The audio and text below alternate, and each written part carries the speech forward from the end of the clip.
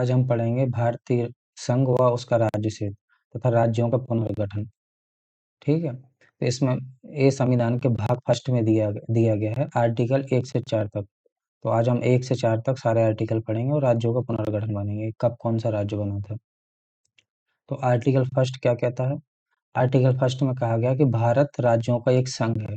क्या है? भारत एक राज्यों का संघ है। यह किसी सौदेबाजी या समझौते का परिणाम नहीं है। यानी कि जब वल्लभ भाई पटेल प्रांतों को, रियासतों को मिला रहे थे, तो वो अपनी मर्जी से मिले थे, क्योंकि माउंटबेटन ने साफ बोल दिया था कि जिसको पाकिस्तान में जाना चाहे वो पाकिस्तान में, जिसको इंडिया में रहना है वो इंडिया में, और जो स्वतंत्र रहना चाहता है वो स्वतंत्र में। तो हमने किसी सौदेबाजी नहीं की थी, ना कोई समझौता किया था। अपनी मर्जी से ही सारे राज्यों ने मिलकर ही भारत को बनाया था। और दूसरी बात इसमें क्या लिखी है कि भारत के राज्य स्वतंत्र नहीं हो सकते कभी भी, यानी विनाशी राज्यों का अविनाशी संघ। इसका मतलब है कि हमारे राज्य तो टूट सकते हैं, जैसे यूपी का उत्तराखंड बन सकता है, एमपी का छत्तीसगढ़ बन सकता है, पर हमारा देश नहीं टूट सकता, वो अविनाशी है। तो विनाशी क्या है? राज्य है, अविनाशी हमारा संघ है। तो आर्टिकल फर्स्ट में क्या दिया गया है? संघ का नाम और राज्य क्षेत्र दिए गए हैं, जिसमें कहा गया है भारत राज्यों का संघ है, यह किसी सौदेबाजी का परिणाम नहीं है, और ये विनाशी राज्यों का अविनाशी संघ है। ठीक है। आर्टिकल 2 में दिया गया है नए राज्यों की स्थापना या प्रवेश। अगर किसी नए देश को, या बांग्लादेश, मान के चलो बांग्लादेश, नेपाल, भूटान कल कल के दिन बोला कि हमें इंडिया में शामिल होना है, तो हम आर्टिकल 2 का यूज करेंगे उनको शामिल करने के लिए। सिक्किम पहले भारत का हिस्सा नहीं था, अलग देश था। इसको हमने आर्टिकल 2 के तहत भारत में शामिल किया था। ठीक है, तो किसी अगर नए देश को हमें भारत में मिलाना है तो आर्टिकल 2 का यूज करना पड़ेगा। और आर्टिकल 3 में क्या दिया गया है? आर्टिकल 3 में दिया है नए राज्यों का निर्माण, उनकी सीमा, नामों में परिवर्तन। जैसे जो पुराने राज्य हैं, अगर हम उनको तोड़ के 2 राज्य बनाने हैं, तो हम आर्टिकल 3 का यूज करेंगे। जैसे यूपी से उत्तराखंड बना, एमपी से छत्तीसगढ़, आंध्र प्रदेश से तेलंगाना, या हम उनकी सीमा चेंज करनी है।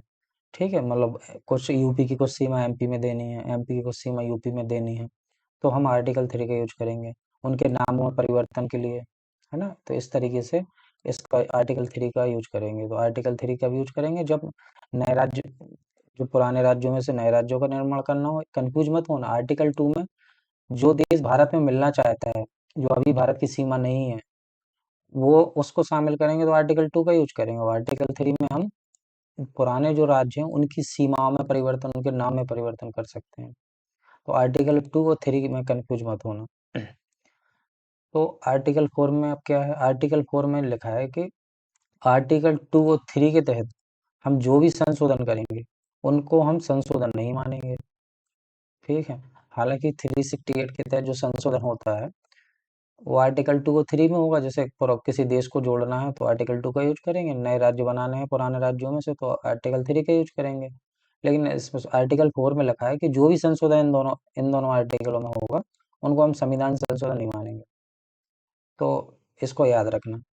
और इन दोनों से जुड़े जो भी विधेयक होंगे वो राष्ट्रपति की पूर्व अनुमति से आएंगे।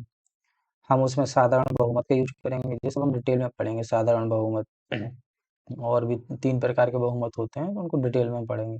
इसमें अभी इतना याद रख लो कि आर्टिकल 4 में साधारण बहुमत का यूज करेंगे।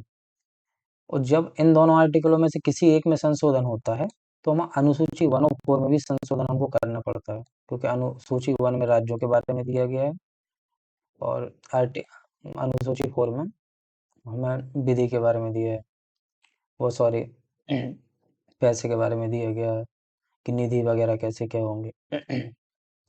तो 1 से 4 तक हम ऐसे 1 से 4 तक आर्टिकल हमारे हो गए हैं।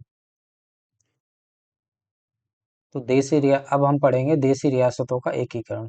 तो शुरुआत में टोटल 11 प्रांत थे, 600 रियासत थी। इसमें से 2 प्रांत और 35 रियासत पाकिस्तान में चलेगी। हमारे पास 9 प्रांत बचे और 565 रियासत बचे। उनमें से कुछ जूनागढ़, हैदराबाद, जम्मू कश्मीर हम अभी यहीं पढ़ लेंगे। बकाया रियासतें आप पढ़ोगे मॉडर्न हिस्ट्री में, उसमें थोड़ा डिटेल में, और भी 8-9 हैं, तो पूरा डिटेल में पढ़ेंगे। जूनागढ़ रियासत को जनमत संग्रह से हासिल किया था। लोगों ने मना कर, वहाँ का जूनागढ़ का जो राजा था वो पाकिस्तान में मिलना चाहता था, तो बाद में ये तय हुआ कि जनता से ही पूछ लें ये अपने इंडिया में मिलना है या पाकिस्तान में। तो फिर जनमत संग्रह हुआ तो हम जीत गए। हैदराबाद में ऑपरेशन पोलो चलाया, तो हैदराबाद का राजा मानने को तैयार नहीं थे, तो हमें ऑपरेशन पोलो चलाना पड़ा। जम्मू कश्मीर में विलय पत्र। जम्मू कश्मीर के राजा जो हरि सिंह थे उन्होंने मना कर दिया था भारत में मिलने से, ना पाकिस्तान में स्वतंत्र राज्य बनाने, लेकिन पाकिस्तान ने हमला कर दिया। तो फिर मजबूरन हमसे मदद मांगनी पड़े। फिर हमने एक विलय पत्र में साइन करवाए थे।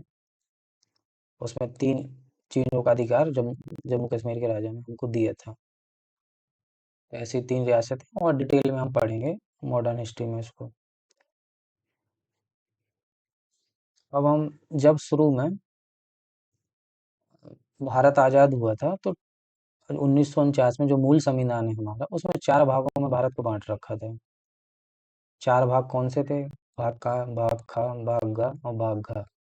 भाग का में वो प्रांत है जो 1935 अधिनियम के तहत जिन प्रांत बोला गया था, उनको भाग का में रखा गया था, जिन पर गवर्नर राज करते थे। और भाग खा में क्या थी? बड़ी रियासतें जैसे हैदराबाद, मैसूर, जम्मू कश्मीर, मराठा, है ना? और भाग गा में क्या थी? छोटी रियासतें, या जिनमें मुख्य आयुक्त शासन किया करते थे। और भाग घा में क्या था? विदेशों से अर्जित अंडमान निकोबार, जैसे सुभाष चंद्र बोस को जापान ने दिया था, अ, दूसरे वर्ल्ड वॉर के समय दिया था, जब हम भी आजाद भारत छोड़ो आंदोलन लड़ रहे थे, तब हमें अंडमान निकोबार द्वीप समूह मिले थे। तो उसको हमने भाग घा में रखा। फिर 19 फिर कुछ आयोग बने। 1900 शुरुआत से अपना कर लेते हैं। एस के धर आयोग बना सबसे पहले। अब क्या, इतना हमने 4 भागों में बांट रखा था भारत को, इससे प्रशासन चलाना बड़ा मुश्किल हो रहा था। तो हमने एस के धर आयोग बनाया। तो बात ये थी हुई थी कि हम किस आधार पे बनाए, प्रशासन के आधार पे बनाए, भाषा के आधार पे बनाए, किस आधार पे, या ज्योग्राफी के आधार पे बनाए, किस आधार पे राज्यों को बनाया जाए। क्योंकि 4 हिस्सों में तो प्रशासन नहीं कर पाएंगे, हमको और भी छोटे छोटे राज्य चाहिए ताकि हम प्रशासन अच्छे से संभाल सकें। तो एस के धर आयोग बना था। लोग तो चाह रहे थे कि भाषा के आधार पे बने, लेकिन गवर्नमेंट मना कर रही थी। तो एस के धर आयोग आया तो उन्होंने रिपोर्ट में बोला कि भाषा के आधार पर हम राज्य नहीं बनाएंगे, प्रशासनिक तरीके से चलाना मुश्किल हो जाता है, मना कर दिया था। फिर जेबीपी समिति बनी। उन्होंने नेहरू, वल्लभ भाई पटेल, पट्टाभी सीतारामैया जिनमें थे। जे का मतलब जवाहरलाल नेहरू, और बी का मतलब वल्लभ भाई पटेल, और पी का मतलब पट्टाभी सीतारामैया। तो इन्होंने भी मना कर दिया था। इन्होंने भी बोला था कि हम भाषा के आधार पर नहीं बनाएंगे, प्रशासन चलाने में प्रॉब्लम होती है। तो एस के धर और जेबीपी समिति ने साफ साफ मना कर दिया था। इसके बाद क्या हुआ, श्री राम लल्लू करके एक व्यक्ति थे, जो अनशन पे बैठ गए, भूख हड़ताल पर 58 दिन का उपवास किया इन्होंने, और इनकी मृत्यु हो गई। इस वजह से भारत में बहुत सारा विद्रोह शुरू हो गया। तब जाकर फिर सरकार ने 1 अक्टूबर 1953 को आंध्र प्रदेश को बनाया पहला राज्य, भाषा के आधार पर। फिर फजल अली आयोग बना, कि चलो भाषा के आधार पर ही बनाते हैं, जिसमें फजल अली, पढ़ेकर, हैदरनाथ कुंजरू, ये 3 व्यक्ति थे। ठीक है, जो इम्पोर्टेंट है, याद रखना। फजल अली आयोग ने क्या किया, 1953 में ये आयोग बना था, 1955 में रिपोर्ट दी, और 1956 में 1 नवंबर 1956 को 14 राज्य और 6 केंद्र शासित प्रदेश बन गए। इसको 2 भागों में बांटा गया, एक राज्य कहलाए, दूसरा कहलाए केंद्र शासित प्रदेश। तो कितने राज्य बने थे? टोटल 14 राज्य बने थे और 6 केंद्र शासित राज्य बने थे। और किसकी वजह से? फजल अली आयोग की वजह से। 1953 में आयोग बना था, 55 में रिपोर्ट दी थी, और 56 में 7वां संशोधन हुआ था। 7वां संशोधन 1956 में, जिसके तहत 14 राज्य व 6 केंद्र शासित प्रदेश बने। इसके बाद फिर धीरे धीरे राज्य बनते गए, वो हम थोड़ा सा पढ़ लेते हैं आगे। 1956 के बाद फिर कुछ राज्य बने। 1960 में बना महाराष्ट्र, गुजरात। 1961 में दादर व नगर हवेली, जो पुर्तगालियों का था। तब हमने 10वां संशोधन किया। 1962 में गोवा बना, जो पुर्तगालियों के अंडर में था। ठीक है, 12वें संशोधन करके हमने संघ शासित बनाया इसको। 1987 में हमने इसको पूर्ण राज्य का दर्जा दे दिया। 62 में पुदुचेरी, जो फ्रांसीसियों के अंडर था, 14वां संशोधन हुआ। याद रखना, पुदुचेरी, माहियान और कराईकल, ये 3 क्षेत्र अलग अलग राज्यों में फैला हुआ है पुदुचेरी। तो ज्योग्राफी का क्वेश्चन है, आता है। 1963 में हमने नागालैंड को बनाया। 1966 में हरियाणा और चंडीगढ़। 1971 में हिमाचल प्रदेश। 1972 में मेघालय, त्रिपुरा, मणिपुर। 1975 में हमने सिक्किम को बुलाया, जो सिक्किम पहले भारत का हिस्सा नहीं था, अलग देश था। 35वें संशोधन में हमने इसको सह राज्य बनाया, और 36वें संशोधन में हमने इसको पूर्ण राज्य बनाया। 1987 में मिजोरम, अरुणाचल प्रदेश, गोवा। 2000 में छत्तीसगढ़, उत्तराखंड, झारखंड। जो बच्चा जिस राज्य का है उसकी डेट जरूर याद रख लेना, वो कब बना था। 2014 में तेलंगाना। 2019 में जम्मू कश्मीर और लद्दाख को अलग अलग किया था और केंद्र शासित राज्य बनाया।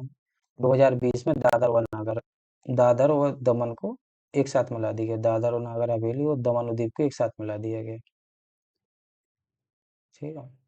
अब कुछ दो क्वेश्चन है, थोड़ा याद कर लेना उनको, कि 28 राज्य हैं अभी और 8 केंद्र शासित। हालांकि अब ऐसे क्वेश्चन नहीं आते। देश के एकीकरण में किसकी भूमिका थी? वल्लभ भाई पटेल, बीपी मेनन और माउंटबेटन की भूमिका थी, याद रखना। कंफ्यूज मत होना, लोग अक्सर वल्लभ भाई पटेल लगा देते हैं, पर इन तीनों की भूमिका थी। इन तीनों को याद रखना। 69 में संशोधन ये याद रखना। 1991 में हुआ था 69 में संशोधन। इसमें दिल्ली को राष्ट्रीय राजधानी क्षेत्र घोषित किया था। इससे पहले दिल्ली में विधानसभा नहीं थी। एक बार बनी थी, फिर बीच में 20-25 साल के लिए हटा दी गई। लेकिन 1991 में जब संशोधन हुआ, उसके बाद 1993 से जो विधानसभा है वो आज भी है। और दिल्ली में विधानसभा हर बार होती है, जिसमें 70 सीटें हैं विधानसभा में, और लोकसभा वो टोटल 70 सीटें हैं। तो दिल्ली को राष्ट्रीय राजधानी क्षेत्र कब घोषित किया? 1991 में, 69 में संशोधन के तहत। याद रखना इस चीज को। तो ये 2 पॉइंट जरूर इसमें याद रख लेना, और ज्यादा नहीं इनको याद करना। ठीक है। तो बस आज के लिए इतना ही। कल मिलते हैं।